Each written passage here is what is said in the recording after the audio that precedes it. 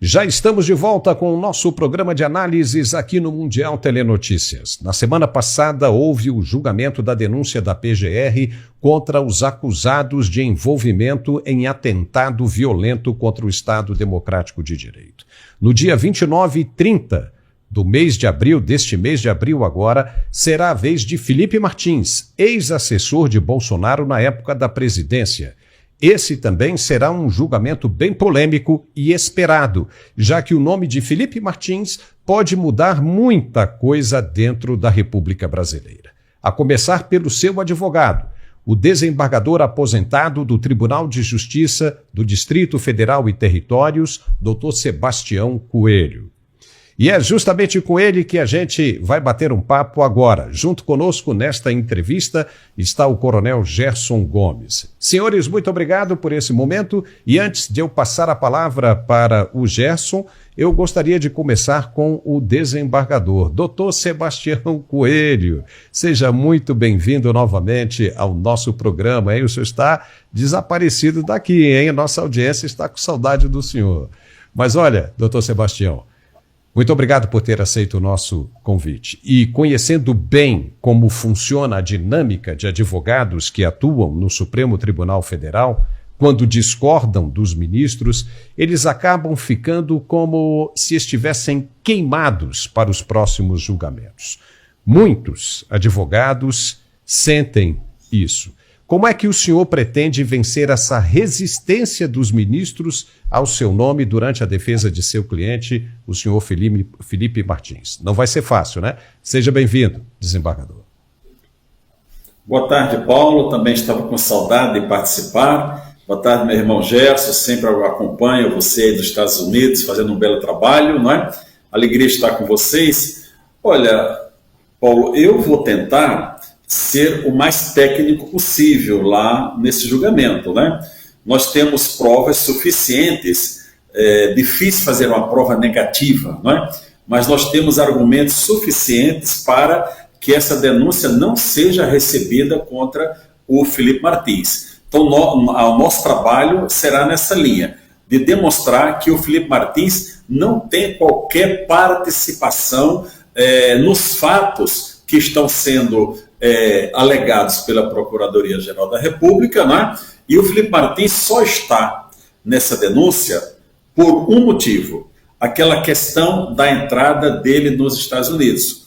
Como ele ficou preso por 6 meses, por conta daquela fraude que houve no seu registro de entrada nos Estados Unidos, está preso, que eu considero que está preso em casa, com tornozeleira eletrônica, sem poder usar rede social, recolhido no final de semana, o recolhimento noturno, não é? Então, eu acho que só por isso o Felipe Martins foi denunciado. Porque, veja, ele estava num grupo, eles disseram que era o núcleo jurídico, não é? Que estava o Felipe Martins, o padre José Eduardo e o advogado, agora me fugiu o nome dele nesse momento aqui, o advogado que estava, eram 3, tinha mais um. Os dois não foram denunciados e o Felipe Martins foi denunciado. Então nós vamos trabalhar para que essa denúncia não seja recebida, não é? O fato de ter uma má vontade com a minha pessoa, isso não me causa qualquer abalo emocional, nem zero abalo emocional. Eu vou lá para fazer um trabalho profissional. Fui impedido de trabalhar agora no dia 25, 26, não é? Mas quando eu fui contratado pelo Felipe Martins, ele já sabia de todo o meu embate, vamos dizer assim, questionando o ministro Alexandre de Moraes, porque ele tem que ser questionado. É claro, como eu fui uma pessoa do Poder Judiciário, de dentro do Poder Judiciário, por mais de 30 anos, fui dirigente de associação, vice-presidente da Associação Nacional, é claro que a minha palavra tem um impacto maior no enfrentamento com eles. Mas fora ser advogado, Gerson, eu sou um cidadão brasileiro. Se eu tiver que optar, estou falando com toda a franqueza, se eu tiver que optar entre a defesa de Felipe Martins e a cidadania, eu vou optar pela cidadania, porque ela é maior do que a causa, entende? Mas a causa do Felipe Martins será a causa para modificar toda essa situação. Quando nós mostrarmos, eu não posso adiantar o que vamos usar naqueles 15 minutos, né?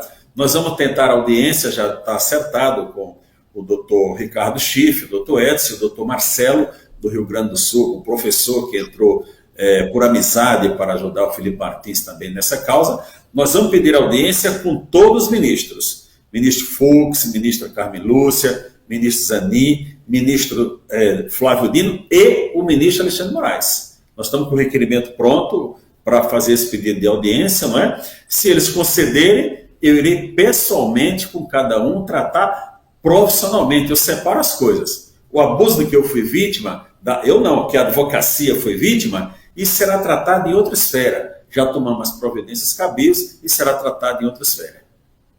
Tá certo. Agora vamos passar a palavra para o Coronel Gerson. Gerson, seja muito bem-vindo ao nosso programa mais uma vez. É com você, viu?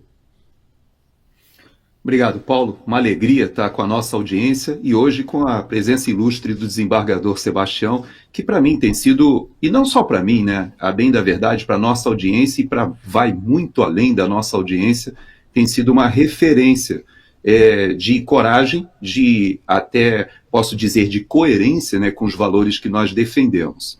Desembargador, eu tenho duas perguntas rápidas, depois eu quero uma segunda pergunta que eu vou para outra questão, mas agora eu queria focar no seu cliente, o Felipe Martins. Como o senhor bem explicitou, ele ter sido citado nessa fase está diretamente ligado até aos 6 meses que ele passou na prisão, alguns desses 6 meses, inclusive, sofrendo abusos ali, até um tratamento que a gente pode remeter à tortura, sendo colocado em condições muito deploráveis. E isso foi feito, segundo muitos, numa mesma estratégia do que foi utilizado com Cid ali, tentando obter dele algum tipo de pressão psicológica para uma confissão, etc. Mas, abstraindo dessa ilação da minha parte, o que eu queria dizer é o seguinte, ele entrou dentro desse processo, ou ingressou nesse processo, porque, teoricamente, ele teria viajado com o presidente Bolsonaro, que por si só já não seria nenhum crime. Mas o fato é que houve um erro, e esse erro hoje já se sabe, está amplamente comprovado, que não somente ele não ingressou, mas vou além.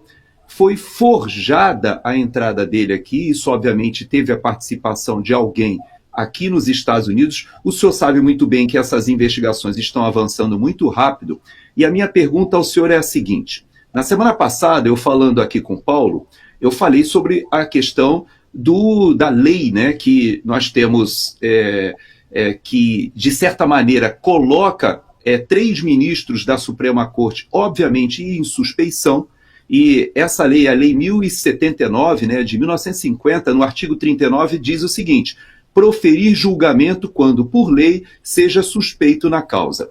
Eu sei que esses 3 ministros da Suprema Corte, eles se declararam confortáveis para participar do julgamento, inclusive foram, de certa maneira, respaldados pelos demais integrantes da Corte, mas isso não dá a cada um deles a óbvia, pelo menos na minha avaliação, situação, ou não lhes dá garantias de que essa óbvia situação não ficará patente para toda a sociedade. Eu vou especificamente falar do seu caso.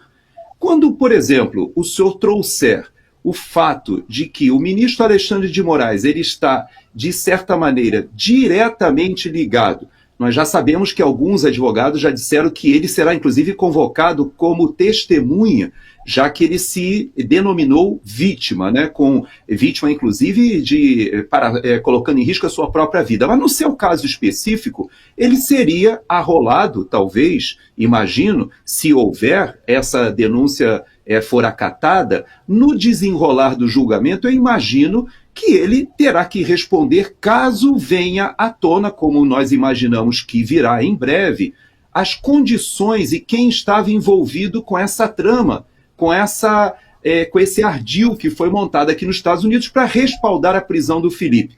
O senhor não entende que está muito óbvia essa suspeição do ministro Alexandre de Moraes, não na questão que nós já falamos, que ele é vítima, é ao mesmo tempo promotor, é juiz, mas especificamente no seu caso, quando vier à tona as circunstâncias do que aconteceram, ele não se transforma, de certa maneira, em uma pessoa que está, ou seja, que tem parte no processo e não somente estará julgando? Gerson, a participação do ministro Alexandre de Moraes nesse julgamento é um escândalo, não é? O ministro ele é ao mesmo tempo investigador, produz provas e quer ser o julgador. Ele se sente confortável, vamos nominar, Flávio Dino e Zanin, estão respaldados pelos demais da corte. Por que os demais respaldaram? Porque vamos tirar a Cássio Nunes e André Mendonça, que votariam pelo afastamento, embora o Cássio Nunes não tenha feito, mas vamos colocar os demais. Gilmar Mendes, Toffoli, Barroso e Fachin, eles não querem colocar as digitais dele nesse julgamento, porque esse julgamento ele será, como um todo, um escândalo internacional. Então eles disseram, não, eles se sentiram à vontade e podem julgar. Eles tiraram o corpo fora. Jogaram o Alexandre de Moraes e os outros dois na fogueira. E o ministro Fux já percebeu essa situação. Não é? Então, eu resumo numa palavra. A participação de Alexandre de Moraes nesse processo é um escândalo. Veja que existe a lei que criou o juiz de instrução. O juiz de instrução, aquele que instrui o processo não julga. Mas o Supremo diz, não, para nós não vale. Para nós não vale. O que o Congresso fez não vale para o próprio Supremo. Se lá tem 11 ministros e o presidente é excluído desses julgamentos, ele só participa de plenário, não é? O que instruiu, se ele não participar, tem outros 9 para o sorteio de relator do processo. Então, esse caso, o Coronel Gerson, é um julgamento político. Nós estamos diante de um tribunal normal. O professor Marcelo Almeida Santana, que entrou conosco, no caso, não tem um mês ainda que ele está assustadíssimo, porque ele está acostumado a lidar com os ritos processuais normais, né? E a advocacia exclusiva na área criminal. Eu digo, Marcelo, bem-vindo ao mundo do Supremo Tribunal Federal. É um outro mundo. Nós não estamos tratando de Constituição, não estamos tratando de leis, nem de regulamentos. Nós estamos tratando do que quer o ministro Alexandre de Moraes. O que ele quer é feito. Muito bem. Até por questão de sobrevivência, eles poderiam retirar o Felipe Martins desse processo. Mesmo que não gostem do advogado, não é? Mas até por uma questão de sobrevivência, eles poderiam tirar o Felipe Martins desse processo, porque, evidentemente, vocês sabem que essa investigação nos Estados Unidos está bem adiantada com relação a quem fez a fraude lá da entrada falsificada do Felipe Martins nos Estados Unidos, né?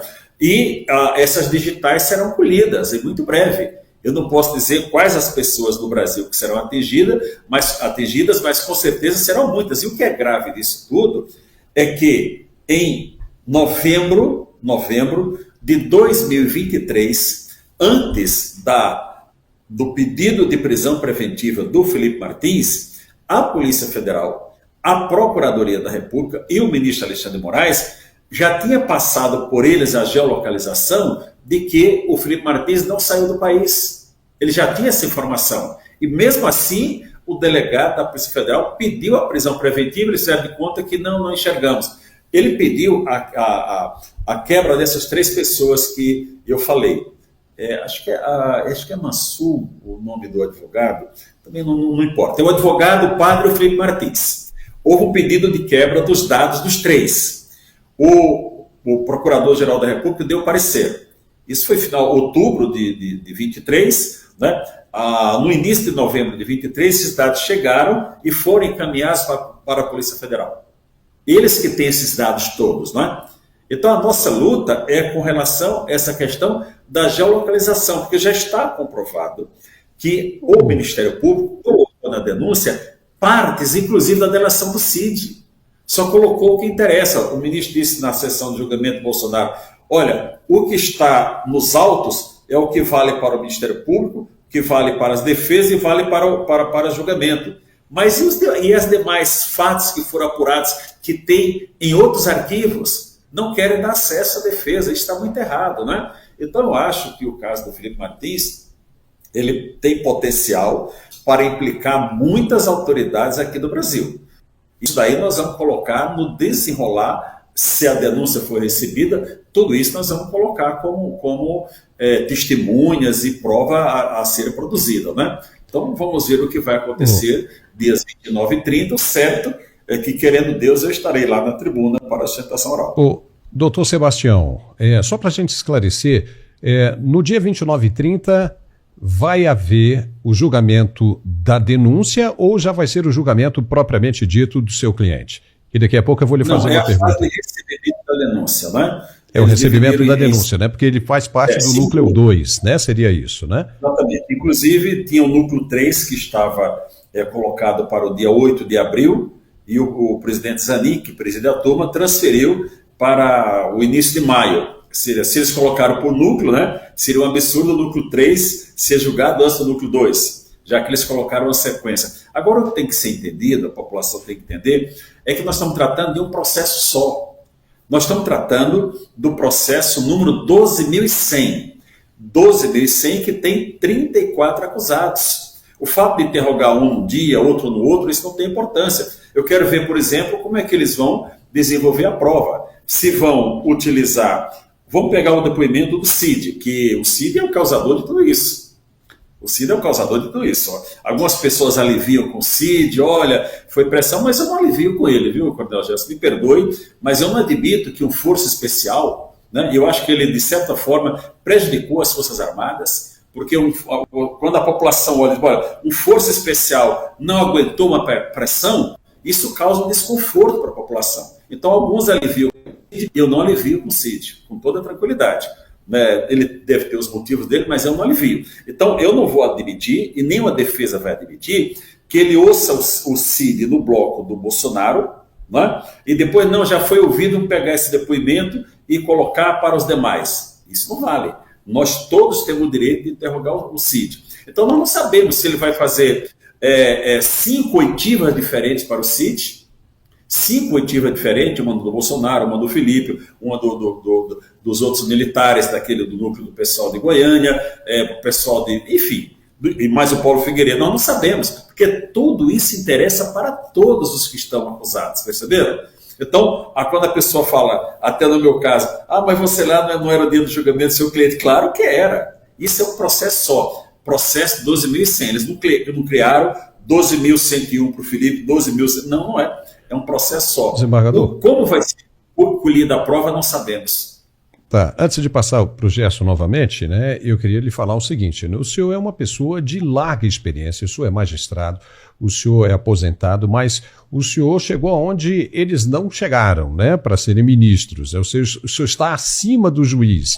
E ali no Supremo, o único que foi juiz de carreira mesmo é o ministro Luiz Fux. Então o senhor conhece demais, sabe o que está falando. E toda vez que o senhor abre a boca dentro desse processo, o senhor causa tremedeira dentro do Supremo Tribunal Federal. Haja vista o que aconteceu na semana passada com o senhor, justamente porque o senhor incomoda por dizer a verdade e com grande conhecimento de causa. Isso é que é importante e isso traz muita credibilidade para o senhor.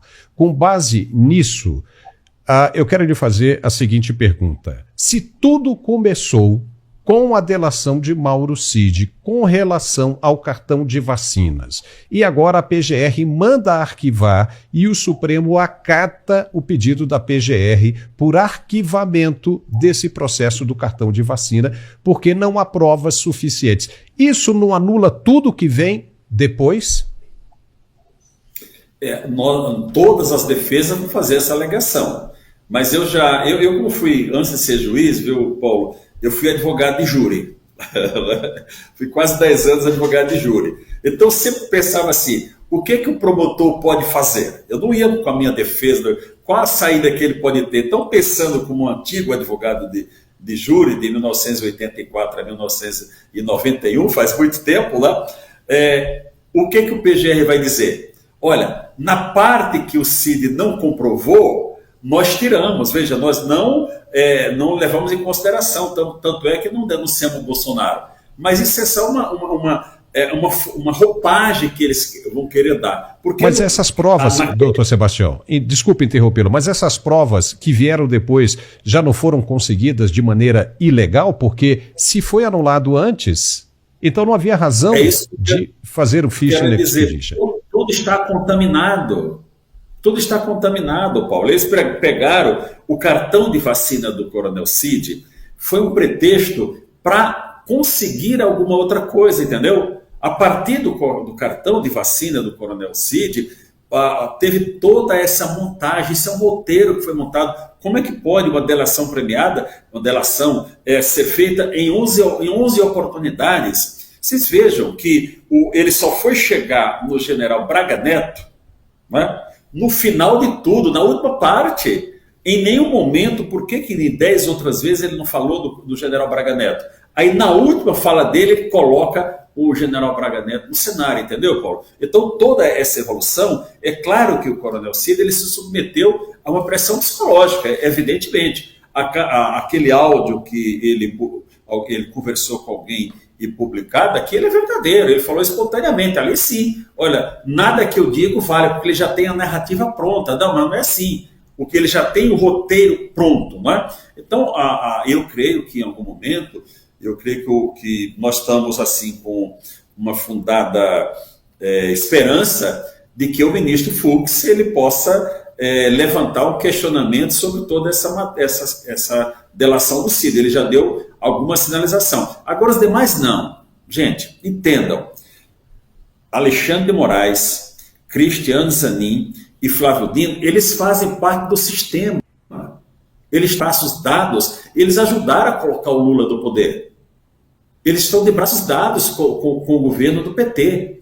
Isso é uma realidade absoluta. Então, eles não vão sair daquele roteiro que eles traçaram. E o roteiro que eles traçaram é deixar Bolsonaro fora das eleições e eliminando os possíveis aliados fortes de Bolsonaro, né, para que eles permaneçam no poder. Eles só permanecerão no poder com a permanência desse governo no poder. Isso é uma estratégia muito clara desses senhores, mas eu creio que a pressão popular e os dados externos que chegarão ajudarão a derrubar esses senhores dos cargos que eles estão. Derrubar legalmente, com base na lei citada pelo Coronel Gerson no início, a lei 1079. Coronel Gerson, mais uma pergunta para o desembargador? Já estamos chegando ao final. Tenho sim, desembargador. Primeiro, dizer da grande admiração que eu tenho pelo Felipe, o seu cliente, mas como cidadão brasileiro, só me desculpe, só pode dizer isso para ele, que me perdoe, mas eu estou torcendo para que a denúncia seja acatada dele. E eu vou lhe dizer por quê. Não porque eu tenha qualquer dúvida da inocência dele, mas porque eu sei que seria um tiro no pé gigantesco desse sistema que o senhor falou, se ele estiver, porque aí o senhor terá a oportunidade de agregar uma série de temas que com certeza vão incriminar o ministro Alexandre de Moraes ali na frente, eu não tenho a menor dúvida. Então, assim, como participante torcedor, né, de fora, eu só me desculpe, mas eu estou torcendo pelo fogo no parquinho.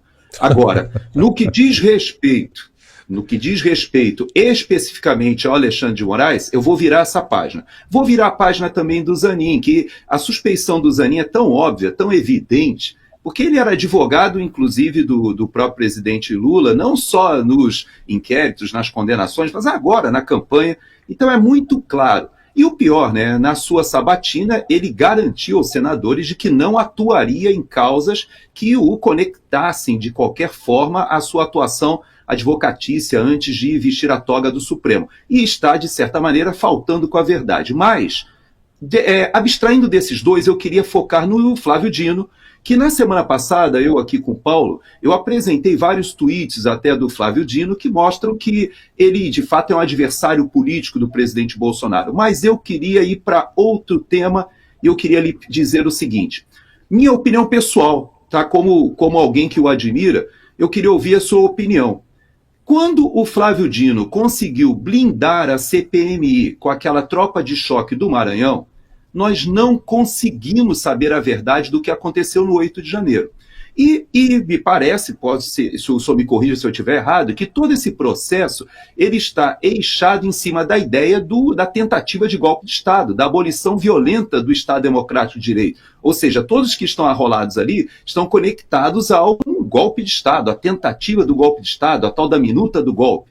E aí eu lhe pergunto o seguinte, já que nós não tivemos oportunidade de saber a verdade, ou fomos privados por causa da atuação do então ministro da Justiça, ainda não era togado, que realmente obstaculizou tudo que pudesse avançar com a relatora, que era a sua preposta ali na CPMI, eu lhe pergunto agora o seguinte, ele na situação de juiz, já que ele não se declarou suspeito e vai estar ali julgando, não será interessante para que a gente possa agora sim descobrir a verdade do 8 de janeiro? Eu vou colocar para o senhor uma imagem, somente uma imagem, tem mais de 100 imagens nas redes sociais sobre o dia 8. Mas essa imagem, eu vou lhe dar um exemplo, porque para mim é importante dar pelo menos um exemplo, e eu já prometi para o Paulo que eu traria essa imagem, e eu queria que a gente explorasse. Essa moça, ela está preparando o cenário, ela entrou no Palácio do Planalto antes, percebe-se que não é uma ativista, ou seja, não é uma bolsonarista, embora esteja com a bandeira do Brasil, ela está muito facilmente identificada, ao final vou colocar a foto dela, mas ela tira esse quadro, no próximo a gente vai observar que ela se desloca com muito foco, ela sabe o que está fazendo, uma atitude até meio profissional. Veja que ela vai pegar esse tapete, ela vai puxar o tapete e colocar, ela está montando um cenário. E ela entrou no Palácio do Planalto muito antes dos manifestantes chegarem. E ela entrou ali, faz essa preparação. Veja que ela vai ter o cuidado, não de derrubar aquele móvel que ela vai agora colocar no chão, mas ela cuidadosamente, ela posiciona no chão, observe, ela está montando um cenário. Então, é interessante que essa moça, agora ela arranca as cortinas, né, junto com esse outro rapaz, e ela sai. Eu queria pedir que colocasse a foto dela aqui. Será difícil para a Polícia Federal identificar quem é essa moça? Porque eu conversei com as presas lá da Colmeia e elas me garantem, essa moça não foi presa no 8 de janeiro, ela aparece em várias outras imagens ali, facilmente é identificada. Se a Débora, que, aliás, será talvez o grande combustível da manifestação de domingo, foi a questão da Débora, do batom, que foi, de certa maneira, denunciada com uma imagem que foi mandada, né, foi colocada pelo mainstream jornalístico. Eu peço à nossa audiência, quem é essa moça? Não que eu queira que ela seja responsabilizada por golpe de Estado, não. Eu quero que ela responda porque ela fez. Ela fez dano ao patrimônio público, tudo bem, mas eu gostaria que ela explicasse como ela entrou no Palácio do Planalto antes de todo mundo, quem facilitou essa entrada, como o próprio presidente Lula já fez essa pergunta, né? Quem abriu a porta do Palácio, como ela entrou antes, como ela preparou esse cenário, quem a subsidiou, quem estava por trás dela, quem é essa moça. Porque nós percebemos, desembargador, que durante a CPMI nós não tivemos chance de saber a verdade e agora, já que o Flávio Dino estará togado, ele deverá ser arrolado como testemunha, porque ele era o ministro da Justiça na época, que inclusive desapareceram as imagens que poderiam comprovar quem mais estava com ele dentro do Ministério da Justiça, se houve da parte dele algum tipo de negligência dolosa, porque da minha parte, eu não acredito só na negligência culposa. Poderíamos saber se o ministro do GSI, o general Gonçalves Dias, conversou com Flávio Dino durante o dia, inclusive, se encontraram, porque se as pessoas estavam dentro do palácio, essa cronologia, essa matriz de sincronização, como nós dizemos nas Forças Armadas, ela não bate, desembargador. E eu pergunto ao senhor agora diretamente. O ministro Flávio Dino agora, então, será que nesse ensejo do julgamento ele poderá ser realmente acusado e confrontado e vir a se defender daquilo que na CPMI nós não conseguimos descobrir? Só antes do desembargador responder, só para chamar a atenção o seguinte, que nós vimos ali naquela cena que inclusive houve zoom de imagem, né? E então tinha gente, como é que aquela pessoa entrou, né, desembargador, ali, andou livremente, quebrou e não chegou ninguém, nem um guardazinho do GSI para repreendê-la, para segurá-la, puxá-la pelo braço, o general G. Dias que estava circulando ali livremente por aí, ninguém chegou ali para puxar aquela moça. Então, realmente é muito estranho. Pode continuar, então, desembargador.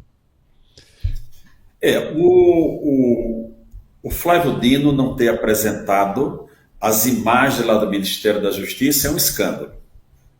Não apresentou para o Poder Judiciário e o Poder Judiciário, na figura do senhor Alexandre de Moraes, achou tudo bem. Imagina se fosse algum de nós, tinha mandado busca e apreensão, até a terceira geração. A CPI foi outro escândalo, uma blindagem total. Colocou os conterrâneos do Maranhão, o Sol Lagoano, né? Aquilo foi uma outra vergonha nacional.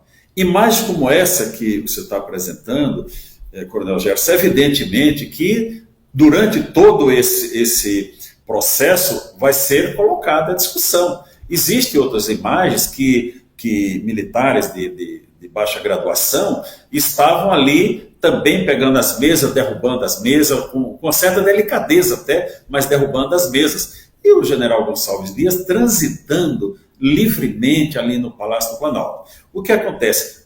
Quem de nós tem alguma notícia de o que aconteceu com o general Gonçalves Dias? Nenhum. Porque a Polícia Federal, neste caso, ela foi instrumentalizada. Ela foi instrumentalizada. É um grupo que estava à disposição do que nós temos notícia. Não estava nem sob a direção da Direção-Geral da Polícia Federal. Um grupo à disposição de policiais à disposição do ministro Alexandre de Moraes. Né? Isso tudo nós vamos levantar no decorrer da instrução. Se o Felipe Martins não receber a denúncia, o Gerson, eu tenho outros 2 acusados, me procuraram para fazer a defesa e não dá choque nenhum com a defesa do Felipe Martins, né? Mas eu falei, olha, eu não posso, porque enfim. Mas se nós conseguimos barrar do Felipe Martins no início, em poucos dias eu estaria na defesa de outro acusado, porque é uma pessoa que até tracei até um bom relacionamento com a filha de um desses acusados, que é advogada, né? Eu não vou dar a dica de quem é aqui, né? Mas conversamos bastante. Eu não tenho dúvida que eu não estando no Felipe Martins, em poucos dias eu estarei com outro, auxiliando, né? Sempre prestando uma colaboração para um outro acusado. E tudo que for necessário, olha, a equipe, o doutor Ricardo Schiff, ele é um moço que tem um preparo muito grande e ele tem todos os contatos internacionais, certo? Junto com a doutora Ana Bárbara, lá que está nos Estados Unidos, que estão fazendo toda essa parte internacional. E agora entrou o doutor Marcelo Almeida, que tem os contatos nacionais. E o doutor Edson, que está comigo, e o doutor Edson é uma coisa só do processo, né? Então, eu tenho certeza que essa instrução, ela não vai acabar conforme o ministro Barroso está prevendo, olha, vamos terminar isso em 2025 para não contaminar o processo eleitoral. Não. O processo eleitoral já está contaminado. No momento que tira o presidente Bolsonaro da corrida eleitoral, porque por enquanto ele está inelegível, não é?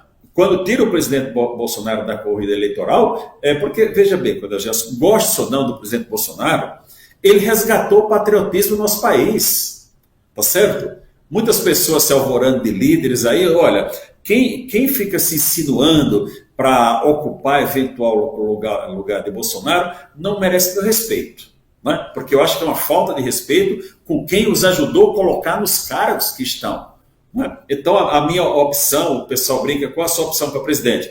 Jair, depois Messias, depois Bolsonaro. Eu tenho 3 opções, né? E eu vou lutar por elas. Vou lutar por elas, né? E o processo não será fácil, entende? Ali tem muitos advogados experientes, muitos jovens brilhantes. Eu conheço os 2, 3 advogados, muito jovens, mas brilhantes, que nós todos juntos, vão dar muito trabalho para os senhores ministros da primeira turma do Supremo Tribunal Federal. Trabalho respeitoso, né? Recebendo respeito também. Eu, por exemplo, se eu estivesse lá e fosse advogado de um dos militares, o ministro Flávio Dino não faria aquela gracinha de dizer que o militar ama mais as armas do que a esposa, sem ter uma resposta na hora. Essa é a diferença. Se eu fosse advogado de um dos militares, eu pedia questão de ordem naquele momento e ia para o confronto. Então é isso que eles não gostam. Eu sou uma pessoa muito tranquila, sabe, Coronel Gerson? Eu falo alto, o Paulo sabe assim, porque é meu jeito. Vou fazer 70 anos daqui uns dias, mas Deus me deu uma voz um pouco mais forte, né? Eu não estou conversando com vocês aqui alto, mas eu estou tranquilo. Estou tranquilo. Mas numa situação daquela, aliás, hoje até eu iria participar do almoço do Clube Militar no Rio de Janeiro, mas no meio do mês de março eu disse, olha, por conta da defesa do Felipe Martins eu não vou poder. E os oficiais compreenderam a minha escusa, não é? Foi colocado lá, foi colocado até, aí fica engraçado, houve 3 representações, viu, Gerson? Ouvi dizendo PT, PSOL e outro partido. Eu fiquei sabendo disso hoje, porque um general amigo me ligou, né, dizendo, Sebastião, eles colocaram assim a representação do Ministério Público para impedir o almoço, né, dizendo, olha, o palestrante vai ser o desembargador Sebastião Coelho, o mentor do golpe. Mas não é o mentor do golpe de 64, não é? Porque hoje é o 31 de março, né? É da versão mais moderna, né? Mentor de golpe, a gente tem que rir, né? Eu vejo que eles estão absolutamente perdidos. Eu aqui aproveito, o gesto da sua pessoa, eu manifesto a minha solidariedade a todos os militares que se sentiram ofendidos com aquela fala do ministro Flávio Dino, dizendo que o militar anda mais às armas do que o próprio, ele usou a palavra cônjuge. Mas como a quase totalidade, ainda hoje nas Forças Armadas, é constituída do sexo masculino, o cônjuge, evidentemente, são as mulheres. Né? Então eu achei um desrespeito aos militares e um desrespeito às mulheres. Desrespeito às mulheres, como o presidente da República acabou de desrespeitar, dizendo que a mulher dele não nasceu para ser dona de casa, né? Então tudo isso é uma anormalidade que as pessoas querem colocar como sendo uma normalidade e não é uma normalidade.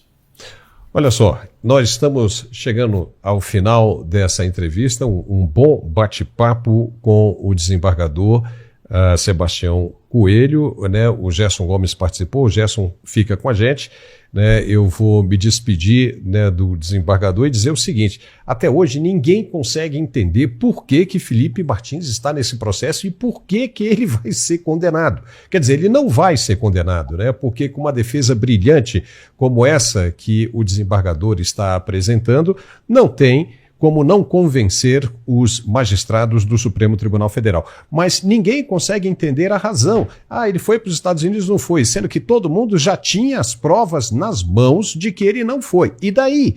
Entendeu? Acabou. Não há razão, ou seja, não há como provar que ele fez parte de nenhuma tentativa de golpe, de nenhum planejamento de golpe. Estão dizendo apenas que ele foi para os Estados Unidos ou ele não foi para os Estados Unidos. E isso está claro que ele não foi, né, desembargador? Então, não há razão para se condenar um cliente como esse seu. E nós acreditamos que o senhor será muito bem sucedido nessa batalha, porque é uma batalha.